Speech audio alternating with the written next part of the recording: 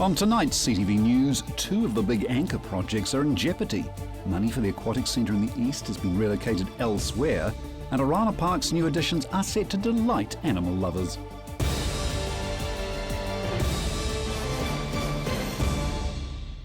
This is CTV News, I'm Grant Mangan, but first tonight, two men who were injured in a light plane crash last night in North Canterbury are still in hospital. Patrick Phelps reports. The passengers on the Piper Tomahawk, an instructor and a student pilot, crashed near Oxford last night at 6:15. One man, aged 27, is in a stable condition in the general ward. The other man, aged 32, is in a serious but stable condition in the intensive care unit. Westpac rescue pilot Stuart Farquhar was among the first on the scene. And at that point there was nobody else around. We saw the plane on the ground, and the pilot and the instructor, or the student and the instructor, were still sitting in the plane. And we landed there, and our two paramedics got out and attended them. Mr Farquhar says by the time the rescue team arrived, there was no pressing danger. We'd already been there for about 45 minutes or something like that, and no, that there was no, by that stage there was no real danger of fire. I ran in and turned off all the fuel things that they had there, but at that stage there was no danger that the plane would catch fire or anything like that. The men suffered from broken bones and serious cuts. The rescue pilot says all things considered, it could have been worse. Yeah, given the nature of the crash, they were. I mean, I guess like all things, it could have been worse. But I guess it could have been better too. But certainly could have been worse for them, that's for sure. The pair remained conscious through the ordeal and were flown to Hagley Park, then taken to Christchurch Hospital. Police have the crash site secured, and an investigation of the site is underway. They say they'll determine what to do after interviewing the pilot and the student. Patrick Phelps, CTV News.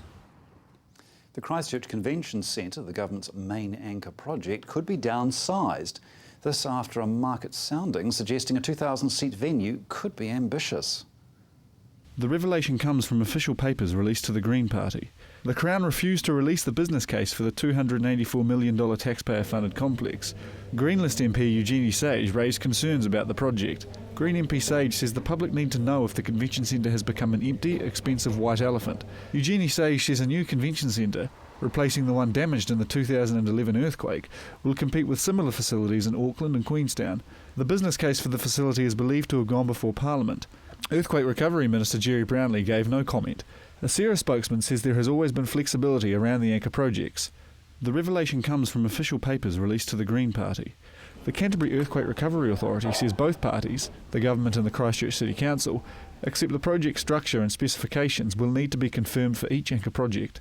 The Greens want more transparency around the facility. Ms Sage is concerned if the business case is withheld, the city won't know if the centre is worth it. Prime Minister John Key says convention centres bring in a lot of business. The Prime Minister says Christchurch leaders need to think what the vision for the city is. Don't just plan for today, plan for tomorrow. At this stage, the centre is scheduled for completion come March 2017. A Christchurch City Councillor is shocked that $30 million allocated to a new aquatic facility for his ward had been spent without his knowledge on another project, branding the behaviour of council staff as dysfunctional. Is this Christchurch East's new aquatic centre, or just a far-off dream? It's looking more like the latter, after revelations insurance money councillors thought had been set aside for the development has already been spent on the Metro Sports facility. A Christchurch City Councillor says council staff had no right to spend the money without first consulting the elective representatives. But we're still finding there are some default settings there where some decisions are made behind the scenes without councillors knowing. Isn't that dysfunctional? Yes, it is. Now questions have been asked about who reallocated the $30 million from the Eastern Aquatic Facility to the Metro Sports Complex. Councillor Livingston thinks he knows who's responsible. It could be someone who no longer works in the council, a high-ranking person. Christchurch Mayor Leanne Dalzell has told councillors she has no idea where the $30 million promised would come from. We were quite stunned to hear that news, that what we're finding in this opening of the books is that the 31 is not going to come from the insurance payout from QE2, that it'll have to come out of the existing budget, which we know is constrained. The Mayor then told councillors that tough calls needed to be made on what community facilities are rebuilt, as the City Council's insurance payout will be less than expected. The previous council adopted the 3-year plan last year. It was assumed insurance claims would fund about $1 billion of the council's rebuild costs, but so far less than half has been paid. But, we have to be real about how difficult it will be to actually get this money out of the insurance. Finance Committee Chairman Councillor Raf Manji says the council's making progress with its insurers and it's likely a final settlement will soon be reached, but it will be less than the $1 billion first predicted last year, which puts this Eastern Aquatic Centre under scrutiny. My fears are naturally the money could be lost, but These comments come before the release of the final report from Korda Mentha, the firm contracted to audit the council's finances. In an interim report released before Christmas, the council's insurance position was described as very complicated and said the amount the council would get from insurance remained a big risk. Now councillors want answers. Will this aquatic centre dream finally become a reality? Marcus Gibbs, CTV News. And speculation surrounds the new sports stadium to be built in Christchurch. As the City Council's finances come under fire, the stadium could well lose its roof. Christchurch's sports stadium may not be built with a roof. Chairman of the Christchurch City Council's Finance Committee has all but ruled it out. Councillor Raf Manji says the city will have a stadium, but what shape it may take is yet to be decided. It comes on the heels of the Forsyth Bar Stadium in Dunedin, predicting a loss of over $1 million this year, and it seems likely to hit Otago ratepayers in the pocket. The Earthquake Recovery Minister has slammed the council for undermining their cost-sharing agreement with the government, where the council is to front up with $253 million for the new stadium. Minister Jerry Brownlee believes debate about the status of the stadium is poor timing, with a full business case for the stadium not being prepared until the middle of next year. The council are calling the stadium low priority for now until the business case has been put forward, and talks have taken place with the government about it being a viable option for the city. News came yesterday that up to $2 million will be spent by the Christchurch City Council, relocating up to 10 homes onto council land. But after 3 years of sitting in the red zone, just what are these houses going to be like? Marcus Gibbs took a look at the state of the houses. Advocates of relocating red-zoned homes, this must be the poster house. A sign on the front fence shows it off to the world. This has been chosen to be relocated. And why wouldn't you save it? It really is the best house in this ugly, abandoned red-zoned street. Housing New Zealand has already relocated 2 houses from the empty spot next door. The 2 left could well be the first to be saved under a new pilot run by the Christchurch City Council. During yesterday's council meeting, up to $2 million was set aside for the social housing program. The aim is to move as many as 10 red-zoned homes onto council-owned land from as early as April. Councillor Livingston chairs the Housing Committee. He first mooted the idea last year and is excited to get started. Our waiting list is growing with our social housing people who need somewhere to go, and we need to do all we can to meet that need. I think it's also a huge sustainability issue. Why would we see all these houses being demolished when there's a huge housing need in Christchurch, and we could do something about it? The 10 houses can be purchased from Sarah for about $3. Each will then need to be lifted and placed on new foundations in different parts of the city. Council staff are investigating the prospect of demolishing the 30 units in Andrews Crescent and replacing them with up to 100 homes from the red zone. But what state will they be in? There's very little damage to this house and it's had hardly any deterioration in the 3 years since the earthquakes. You can see there's quite a modern kitchen arrangement there, good bench-top sink, stove, etc., oven, and that looks quite good to me. I'd be quite happy with that. There's about 500 homes left in the residential red zone. The government wants to clear them all by the end of the year, but Councillor Livingston wants to save 200. No, not all the houses will be like this. Some are severely damaged. Obviously there's a range of damage. Some are fairly intact, but the land has been designated as unsuitable to build on. He says these homes behind the Wainoni Methodist Church could also be saved, but vandals have already moved in, smashing windows and leaving their mark on the place. Community advocate Betty Chapman says the former owners of the house would love to see them restored with new tenants living inside them. Yes, yep, new glass in all the windows, and couple of the garage doors have been wrecked, but yes, it is. They are repairable, yeah. And there's nothing wrong with the actual units themselves. It's just the ground that they're on is red zoned. The success of the pilot will depend on how much it costs to relocate the homes. Councillor Livingston hopes it does succeed to ease what the government is calling Christchurch's housing challenge. I said it was a crisis, and I could see it was then, and it's one looming, it's still looming, and it will worsen in 2 years' time. Housing New Zealand is also relocating red-zoned homes. The government department has already sent 28 to Rolleston Prison for renovations. The first 4 of these will be sent to their new Housing New Zealand sites next month. Councillor Livingston hopes the council's trial will be just as successful if it does get underway in April. Marcus Gibbs, CTV News. Coming up, if only everyone loved heritage as much as horses.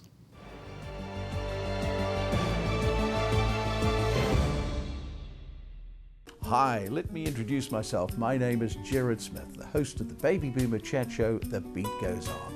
It's an exciting time for us. We have never been on CTV before. We have our regulars like political reporter Tony Amos, movies and music with Barry Rushton, Song of the Week with Shane Hales, and every week a brand new special guest. Join us at 7 p.m. on Sunday night and keep the beat going on.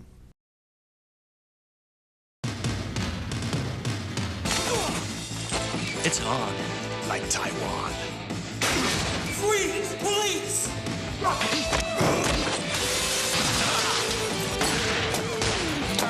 Get down! Brandon! Don't worry, I've got my vest. I'll just slip this on. That's better.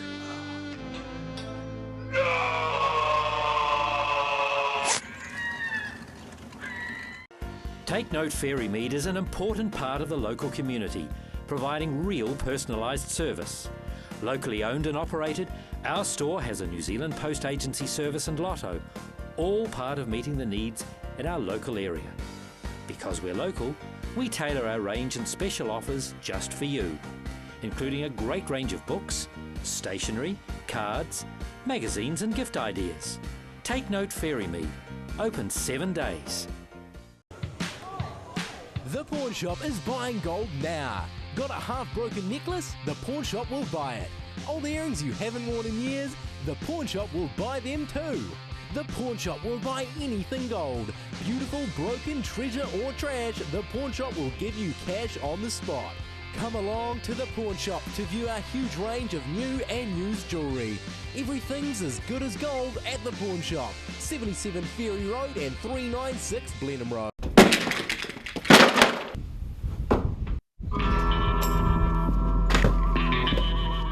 Avoid the cowboys when it comes to relocating. Trust A1 Movers, a family business since 1993 that guarantees a professional job every time. We carefully handle and wrap your valued items, ensuring they have a safe journey. Secure storage and insurance options also available. A1 Movers, the careful, caring, moving company. Is your love life in need of some special attention? Perhaps you need to spice things up in the bedroom. Then why not come along to Weirdo's Funk Store? We pride ourselves in being able to bring you an extensive range of adult DVDs, magazines, fantasy products and novelty toys. There's definitely something for everyone at Weirdo's. Head in store to view our full range or take a look on our website. Take a multi-dimensional look at the unique facets of European culture, fashion, film, music, art and everything in between. Euromax, every weekday at 8 a.m, right here on CTV.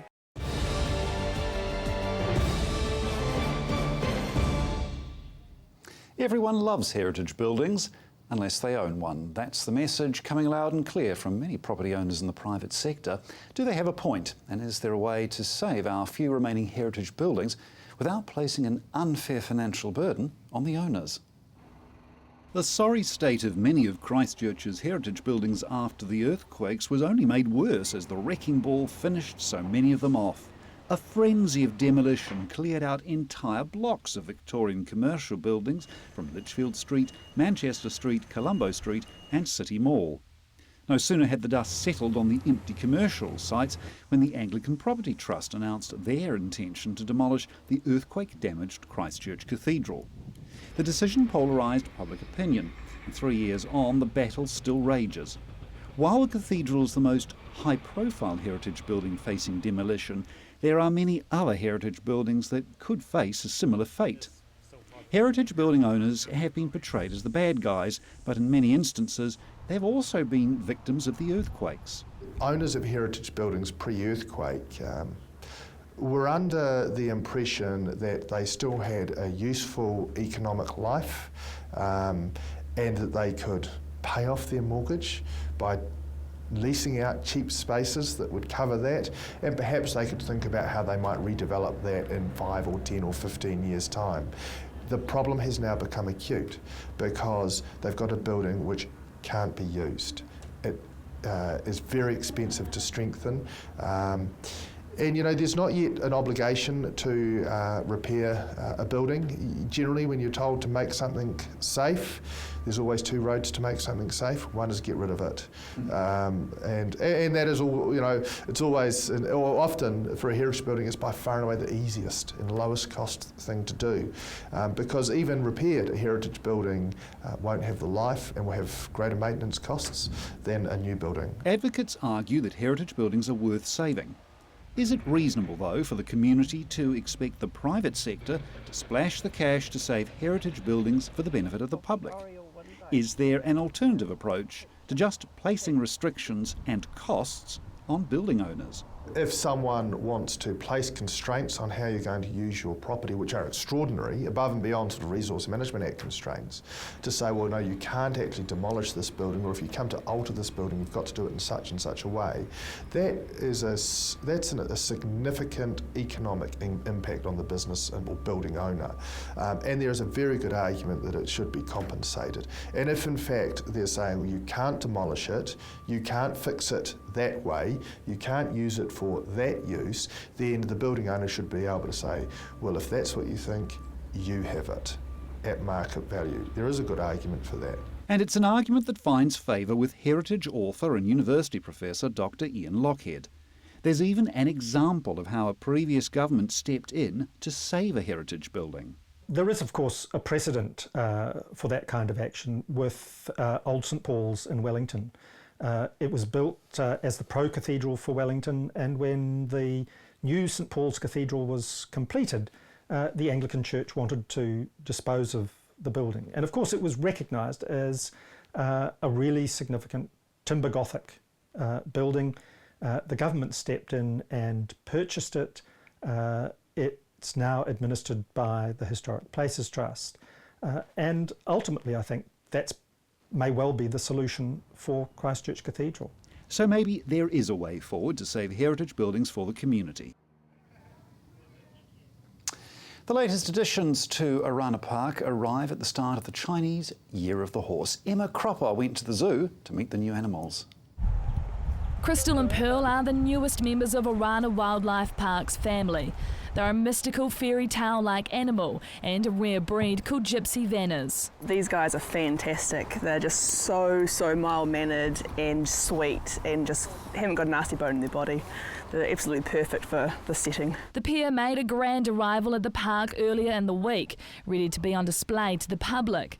All part of creating a diverse range of animals at the zoo. They're not your usual type of horse, as you can see. They're really stunning animals and something very different. And that's what we want our visitors to see, to embrace things that are different. Crystal and Pearl are part of Arana's new partnership with the horse's breeder, Gypsy Royal Stud. Part of what we do from time to time when we're trying to build on our collection plan is look at what particular animals we could have. With the farmyard in particular, moving into interesting rare breeds, we particularly sought something that was really friendly, perhaps a horse, something that was very different. The elegant breed is developed from a cross between a Shire horse and a Dale pony. They were developed by gypsies, native to the United Kingdom, who sought horses to pull their heavy wagons, where they lived and travelled. They needed the strength of a horse with a charming and friendly nature. As you can see, this amazing mane and tail that she's got going on here, they're just so impressive, and their feathers on their feet as well, they're just gorgeous.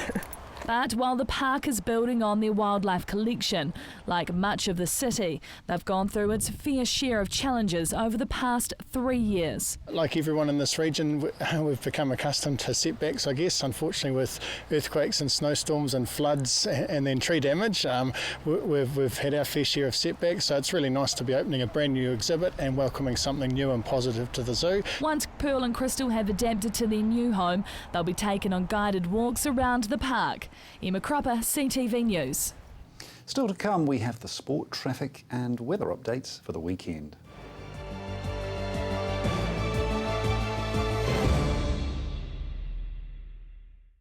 Take a multi-dimensional look at the unique facets of European culture, fashion, film, music, art and everything in between. Euromax, every weekday at 8 a.m, right here on CTV.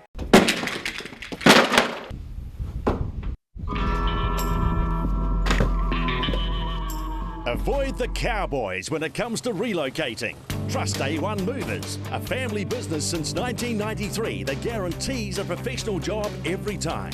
We carefully handle and wrap your valued items, ensuring they have a safe journey. Secure storage and insurance options also available.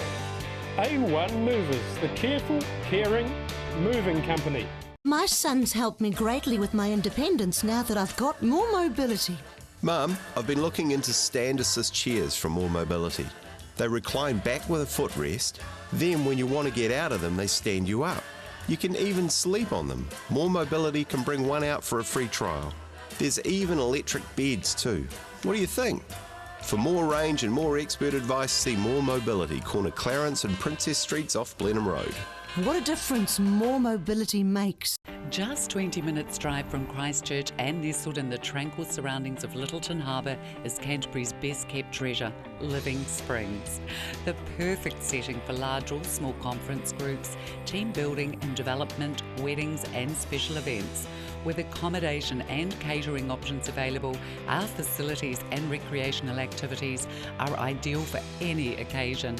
Enjoy the breathtaking scenery and leave feeling revitalised. Be immersed in the unique cultural highlights Germany has to offer every Tuesday night with Discover Germany. Tuesday at 7 p.m, right here on CTV.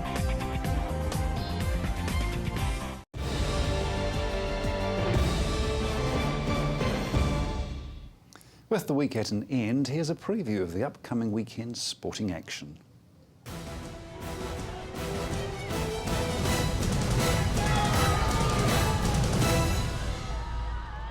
The Crusaders will be looking to grab their first win of the season tonight when they take on the Blues in Auckland, who also had a first-round loss. A number of changes have been made to the lineup that failed to capitalise against the Chiefs last weekend, including Tom Taylor coming in for Tyler Blindale, who had a goal-kicking nightmare. Colin Slade will play his first game for the Crusaders since 2010, replacing Israel Dag at fullback, while the other change in the back sees rookie Rob Thompson get the nod ahead of Johnny McNichol. The only change to the forwards, but perhaps the most important, sees Crusaders captain and IRB Player of the Year Kieran Reid return to the lineup at number 8, replacing Luke Whitelock. With both teams looking for their first win of the campaign tonight, a loss for either the Crusaders or Blues could spell an early season crisis. The all-important match gets underway tonight at 7:35. Our netballers, the Tactics, begin their Trans-Tasman netball campaign tomorrow when they take on the Bay of Plenty Magic at CBS Arena. Arguably the Tactics' most impressive player from the last campaign, British import sharpshooter Joe Harton, will line up on the opposite side of the court after switching allegiances over the summer. Harton was linked with the Magic over the off-season and will now fill the void left by Irene van Dijk, who has moved to play with the Central Pulse. The Tactics, who have only won 4 games over their last 2 seasons, showed signs of encouragement at a recent pre-season tournament in Australia, where they registered a number of wins, including one over the Magic. Tactics captain Anna Thompson has a clear message going into this year's campaign, stating that they won't be the competition easy beats in 2014. The match gets underway from CBS Arena tomorrow at 4:20. And finally tonight, huge excitement spread between motorsport fans yesterday when it was announced Geraldine's Hayden Paddon will compete in 7 World Rally Championship events, beginning with June's Rally of Sardinia in Italy. Paddon has been signed by Hyundai and will compete under the Hyundai Motorsport N name. Paddon and co-driver John Kennard will compete in a Hyundai i20 WRC car alongside the 2 Hyundai Shell World Rally Team cars currently competing in the championship.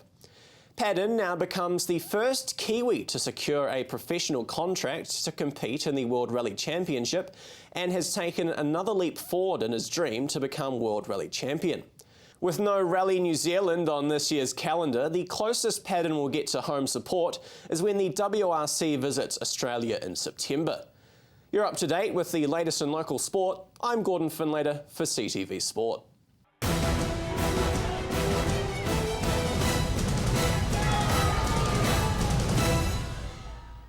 If you're driving around the central city, CTV's traffic update will assist you navigating the repairs taking place.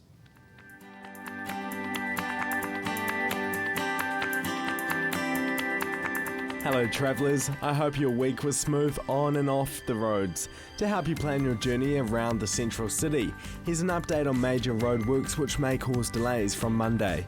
Ongoing works in the southeastern corner of the 4 avenues around St Asaph and Ferry Road are affecting journey times. These areas are down to 1 lane and will be busy through the peak hour drive to and from work, so you can expect delays during these times. We suggest you use the following routes to minimise delays: Montreal Street for northbound traffic, Manchester Street for southbound traffic, Billy Ave and Morehouse Ave for east and westbound traffic. Keep watching CTV News first at 5 for the latest updates on these areas, and in the meantime visit the Transport for Christchurch website. And as we prepare for the weekend, let's check out our regional weather. Kia ora everybody. Well, a cold front is moving over the South Island today, followed by a colder southwesterly airflow which will remain for most of next week. Looking ahead at the weather in your area, Kaikoura becoming fine and sunny during the day with cool southwesterlies decreasing later on, although tomorrow night will be fairly chilly. Tonight's low 8 degrees, tomorrow's high 14 degrees. Hamler, you're becoming fine and sunny during the day with cool southwesterlies decreasing later on.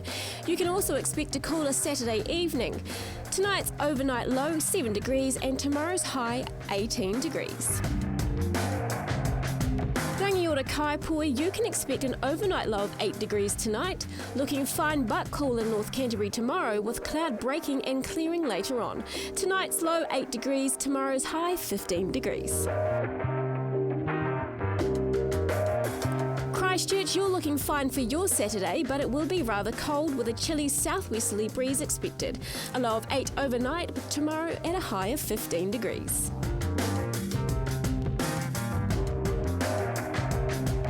Ashburton, a fine Saturday ahead with morning low cloud clearing and sunny periods increasing during the afternoon. However, cool breezy southwesterlies will ease. Tonight's low 8 degrees, tomorrow's high 15 degrees.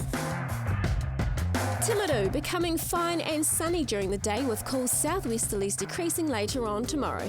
You can also expect a cold Saturday evening. Tonight's low 8 degrees and tomorrow's high 15 degrees.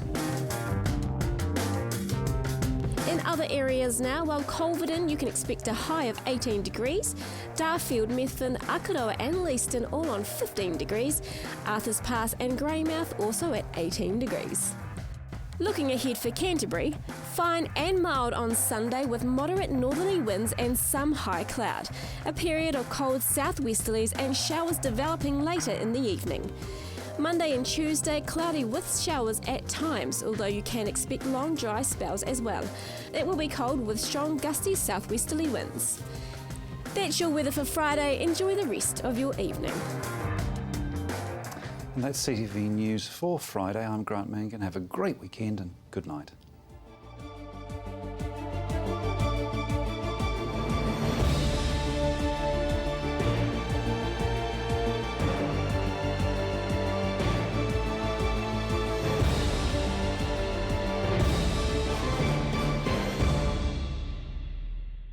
supporting local content so you can see more of New Zealand on air.